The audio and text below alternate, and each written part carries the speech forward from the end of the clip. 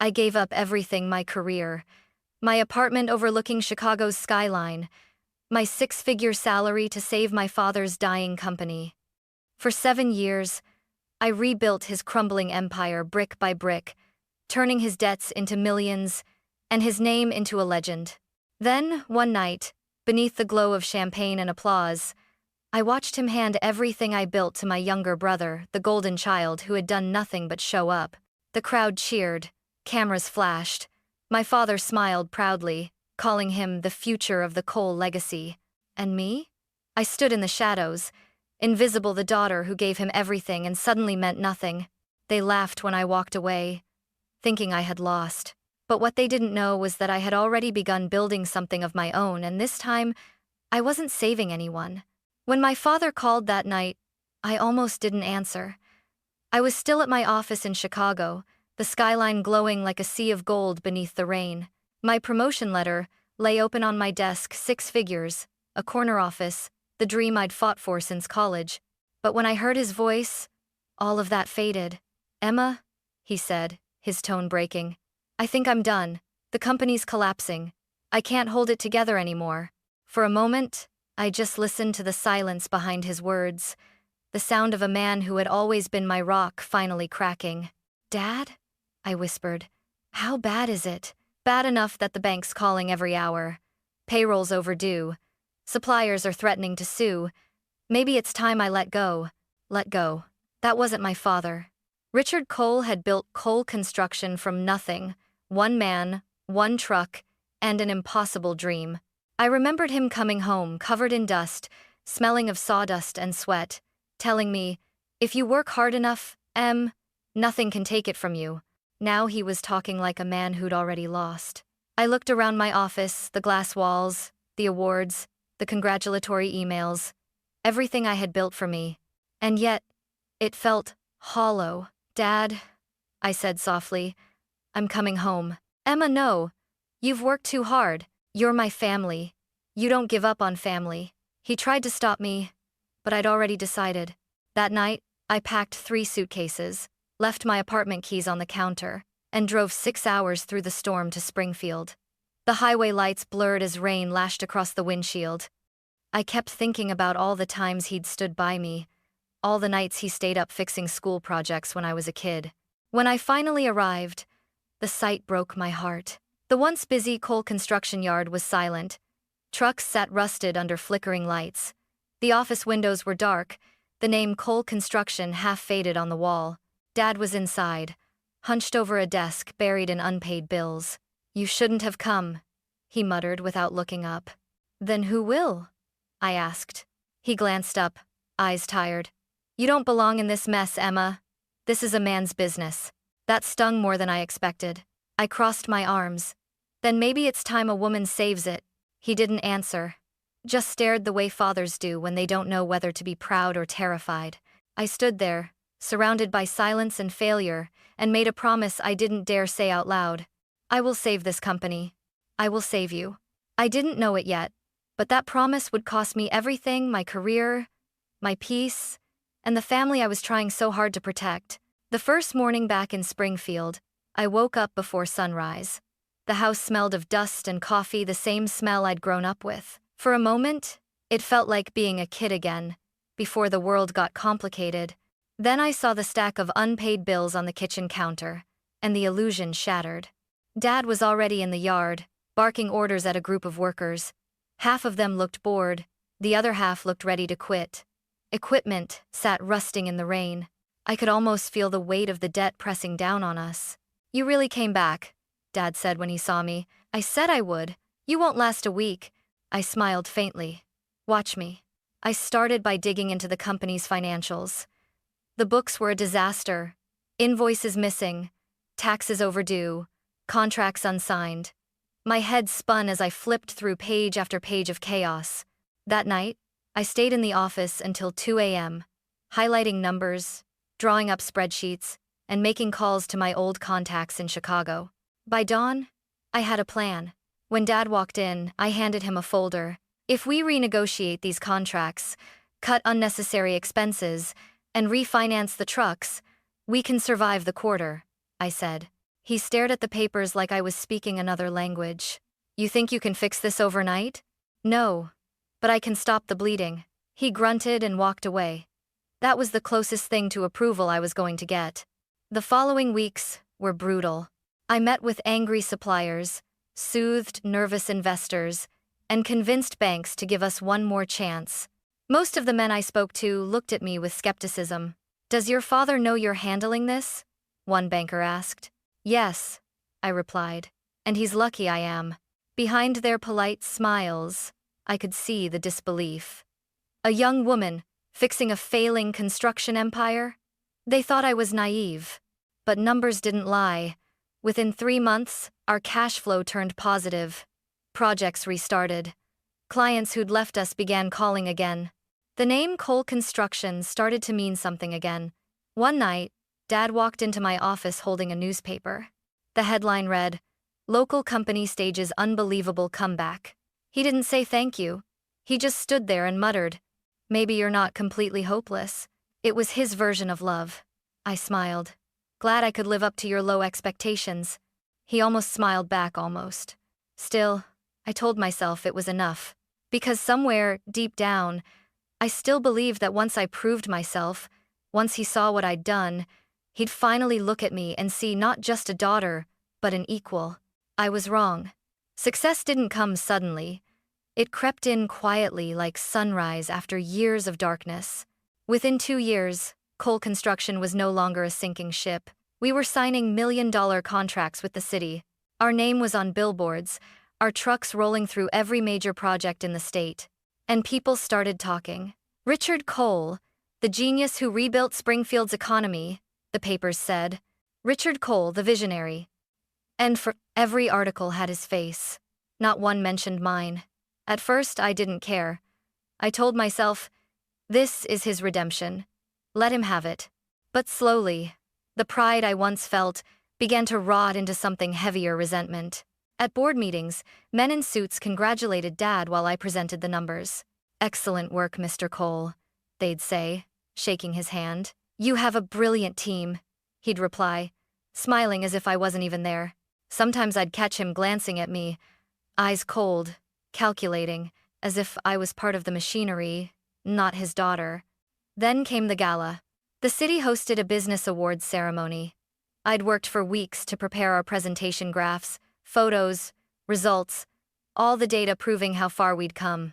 That night, I wore a black dress, simple but elegant, and stood beside Dad on stage.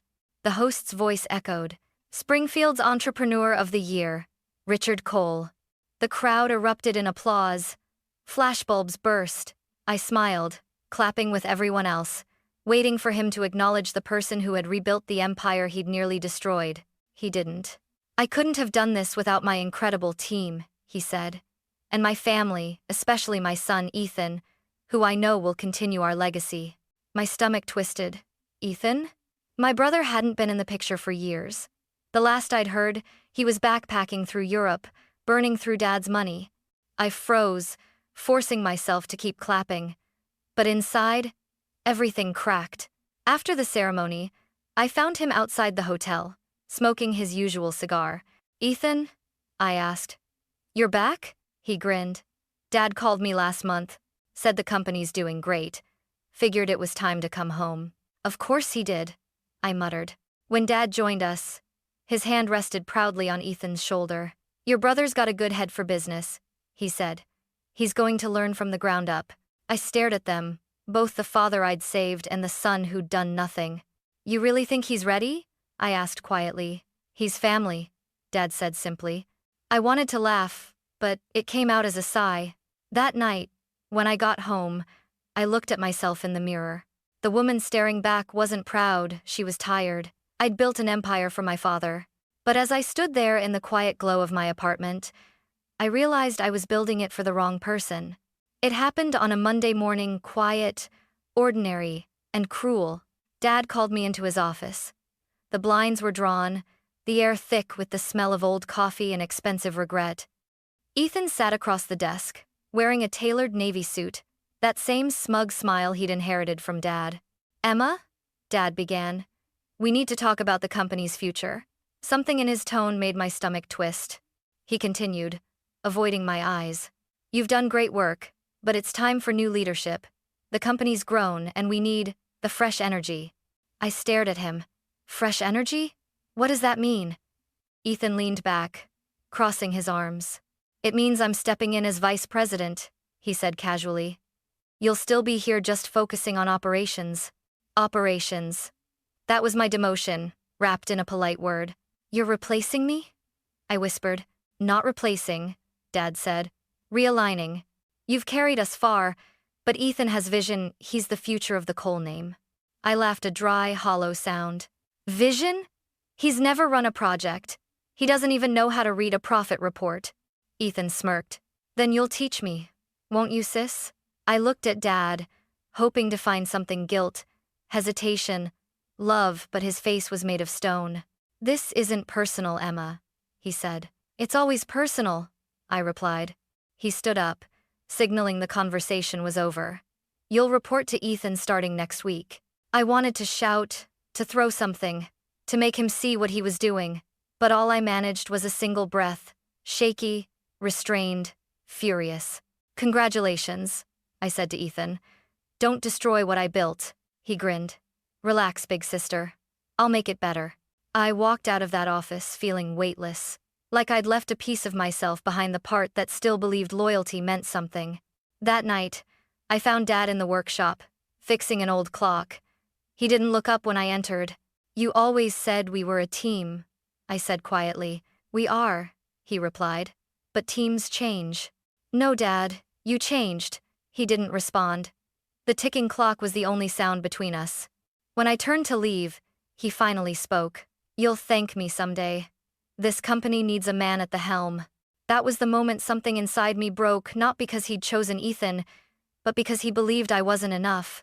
I walked out without another word, the sound of that ticking clock echoing in my ears, counting down to the day they'd regret everything. After that meeting, something inside me went quiet. No yelling, no tears, just silence. The kind that comes right before a storm. Everyone at the office started treating Ethan like royalty. He strutted around giving half-baked ideas, changing policies, firing people who'd been loyal for years, and Dad let him. I played along, smiled in meetings, nodded through his nonsense, and watched him slowly pull the company apart thread by thread. But while they were busy celebrating their new leadership, I was building something else, something they couldn't touch. Every night, after everyone left, I stayed behind. I went through contracts, patents, emails, years of my work.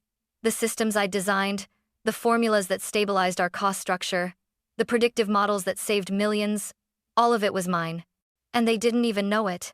When I first rebuilt coal construction, I'd registered the company's forecasting software under my own intellectual property, a small clause, buried in legal jargon. At the time, I told myself it was for protection. Now, it was my insurance. In a rented office space downtown, I set up E-Cole Strategies, a quiet consulting firm under my full name, Emma Cole. It wasn't flashy: one desk, one laptop, and a locked cabinet filled with blueprints and data they'd underestimated. At first, I just wanted distance to prove I could exist without them. But the more I watched Ethan stumble through meetings, the more I realized something. They were going to destroy everything I'd built. And maybe they deserved to. I started reaching out to old contacts, suppliers, investors, and clients who had once trusted me, not the coal name. Emma? You left the company? One investor asked. I'm consulting independently now, I said. You'll hear from me soon. And they did. By the end of the third month, 3 small contracts had shifted to my new firm. Projects no one even noticed were gone. I didn't brag. I didn't announce anything. I just worked. Ethan's ego grew as the numbers slipped. Dad blamed market volatility. I called it karma. One night, as I locked my office, I paused by the old coal construction building across the street. Their lights were still on, but I knew what was coming. They thought they'd stripped me of everything. They didn't realize I'd already taken the foundation. Not out of greed. Not even for revenge. Just so that when their empire finally fell, it would collapse under the weight of their own arrogance. It started like a whisper, a delayed payment here, a missed deadline there. Then, within weeks, the The cracks became impossible to ignore. Our biggest client, Midwest Energy, pulled out of a multi-million-dollar contract, citing leadership instability. Another partner postponed a project indefinitely, requesting new assurances. Dad stormed into my office one morning, his face red. "What the hell is going on, Emma? The clients are backing out." I didn't look up from my screen. "You'll have to ask your vice president." He slammed his hand on my desk. "Don't you start with that tone. Then stop pretending you don't know who's responsible," I shot back. "Ethan's decisions are burning everything we built." His eyes narrowed. "You're enjoying this, aren't you?" That accusation hit me harder than I expected. Enjoying this? Watching my life's work crumble? "I didn't want this," I said quietly. "But you did. The moment you replaced me, this outcome was inevitable." He left without another word. 2 weeks later, I got a call from one of the few employees who still trusted me. "Emma," she whispered, "you should know Ethan just signed an investment deal with a Chicago firm. It doesn't look legit." My stomach dropped. I knew the name. Wells and Turner Capital, a firm I had rejected years ago for shady financial practices. That night, I couldn't sleep. I paced my apartment, replaying every conversation, every warning I'd given them. They hadn't just ignored me, they'd invited disaster to dinner. By the end of the quarter, the truth exploded. The investment firm defaulted, taking millions of Cole Construction's funds with it. Newspapers ran headlines that made my hands shake. "Cole Construction faces fraud investigation. Sources blame reckless leadership." And suddenly, everyone who once praised Richard Cole turned their backs. The phone stopped ringing. Investors withdrew. Suppliers demanded immediate payment. And the employees, the same people who used to avoid eye contact with me, began quitting one by one. Ethan tried to salvage it. He called me one evening, his voice frantic. "Emma, you have to help us. The auditors are tearing us apart." "Help you?" I repeated. "You made sure there was no place for me to do that." "Don't do this. You'll ruin Dad." "No, Ethan. He ruined himself." He cursed under his breath and hung up. The next morning, Dad showed up at my apartment. He looked older, smaller, like life had finally caught up to him. "Emma," he said, "I made mistakes. But this company, it's our legacy. I can't lose it." I looked at him for a long time, trying to find the father who once told me I could be anything. But all I saw was a man who couldn't stand the idea of his daughter being right. "You already lost it, Dad," I said softly. "You just haven't signed the papers yet." He didn't respond, just turned and walked away, shoulders slumped. That week, Cole Construction officially halted operations. The final headline came a few days later. "Cole Construction on verge of bankruptcy. CEO silent." I stood outside the building that once defined my life. The sign Cole Construction hung crooked, one letter missing. I felt something strange. Not joy, not sorrow, just peace. I didn't destroy them. I didn't have to. They built their empire on my back, and when they kicked me off, they took away the only thing holding it up. The fall was always theirs. The storm outside was nothing compared to the one waiting in my office. It was early morning. The rain beat against the windows like fists, thunder rolling low and distant. Mia, my assistant, poked her head in. "Emma, there are 2 men here to see you," she said cautiously. "Who?" They said their names are Richard and Ethan Cole. I felt a sharp twist in my chest. It was only a matter of time. "Send them in," I said. The door opened, and for the first time in years, I saw my father and brother standing together, but not as the proud men I remembered. Dad's suit was wrinkled, his eyes sunken. Ethan looked pale, jittery, like someone who hadn't slept in days. They sat down opposite me. For a moment, no one spoke. The only sound was the ticking clock on the wall, steady, merciless. Dad finally broke the silence. "Emma," he began, voice trembling, "we need your help." I folded my hands on the desk, my expression unreadable. "With what?" "The banks froze our accounts. The lawsuits are piling up. We're about to lose everything." "You already did." Ethan leaned forward, his tone sharp. "Don't play innocent. Everyone knows you took our clients." I met his glare. "No, Ethan. I earned those clients. You just inherited what you didn't understand." Dad slammed his palm on the desk. "Enough. This is your family." "Was it?" I asked quietly. When you replaced me with him, did you still see me as family? Or just a mistake that didn't fit your idea of legacy? His face flushed. You don't understand how the world works. No, Dad. I understand it better than you ever did. For a long moment, no one said a word. The rain grew heavier, streaking the glass like tears neither of us would shed. Ethan broke the silence first. You're doing this on purpose. You want us to suffer. I don't need to want it, I said coldly. You made sure of it yourselves. Dad's voice cracked. Emma, please. You can stop this. Help us rebuild. You know the systems, the contacts. I stood, slowly, the sound of my chair scraping across the floor echoing like thunder. Do you know what I remember most, Dad? The day you told me, this company needs a man at the helm. He winced. I was wrong. Yes, I said softly. But it's too late to be right now. I walked to the window. The city stretched out before me, gray and cold yet alive, thriving. You taught me to work hard for everything I wanted. And I did. But you also taught me what happens when pride replaces love. When I turned back, both of them were silent, two broken reflections of the men they once were. Emma, Dad said, voice barely above a whisper. If you do this, there's no coming back. I already left, I said. You just didn't notice.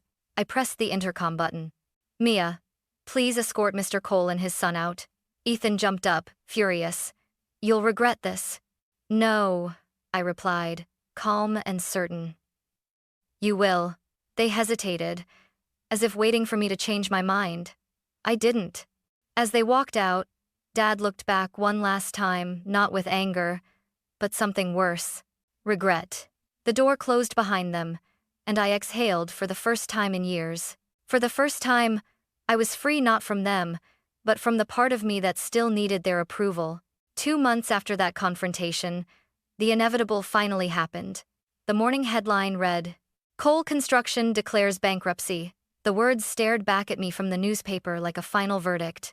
The empire my father had once called his legacy was gone. The office was emptied overnight. The machines in the yard were sold to pay off debts. Employees I'd worked beside for years packed up their desks in silence. I didn't go to the auction. I didn't need to. Some endings don't need witnesses. Ethan disappeared first, fled the country with what little cash remained in the company's account. The news broke 2 days later. Cole Air under investigation for fraud. Dad tried to deny it, but the truth came out fast. He'd signed off on every deal Ethan made. The bank seized his house, his cars, even the land our childhood home stood on. One afternoon, I got a call from an unknown number. When I answered, it was him. Emma, Dad said softly. I've lost everything. For a long moment, neither of us spoke. I could hear his breathing slow, uneven, and something in me ached. He was still my father, but the man on the phone wasn't the one who'd raised me. He was just what was left, after pride stripped everything else away. I'm sorry, he whispered. I thought I was doing what was right for the family. You were doing what was right for your ego, I replied gently. There was a silence heavy and fragile. Then he said, Ethan's gone. I don't even know where. You were always the strong one, Emma. You should have been the one in charge. It was the apology I had once dreamed of hearing. But now, it didn't heal, it only echoed. It doesn't matter anymore, Dad, I said quietly. The company's gone. The name's gone. Maybe it's better this way. He didn't respond. The line went dead. I never heard from him again. Weeks later, the building that once bore our family's name was demolished. The crash of steel and glass echoed through downtown Springfield. People stopped and watched, but I didn't. I stood across the street, hidden behind a line of trees, and whispered, goodbye. It wasn't revenge that brought me peace. It was truth. The truth that I had done everything I could and that sometimes, the only way to win is to walk away. In the months that followed, e-Cole strategies flourished. Clients I had once fought to keep under my father's name now came to me freely. I didn't boast, didn't advertise. I just worked. Quietly, honestly. One morning, as I walked into my Chicago office, Mia handed me an envelope. It came with no return address, she said. Inside was a handwritten letter. Shaky, uneven ink. My father's handwriting. Emma, I don't expect forgiveness. I just hope you're living the life you deserve. I finally understand legacy isn't about blood. It's about what we build with integrity. I failed you, but I'm proud of you. The paper trembled in my hands. For the first time in a long while, I let myself cry not out of anger, but relief. I folded the letter, placed it in my drawer, and looked out the window. Chicago's skyline shimmered under the morning sunday. Justice hadn't come from revenge. It had come from silence, from refusing to fight a war that time would win for me. I'd lost my family, yes, but I'd found something greater: freedom.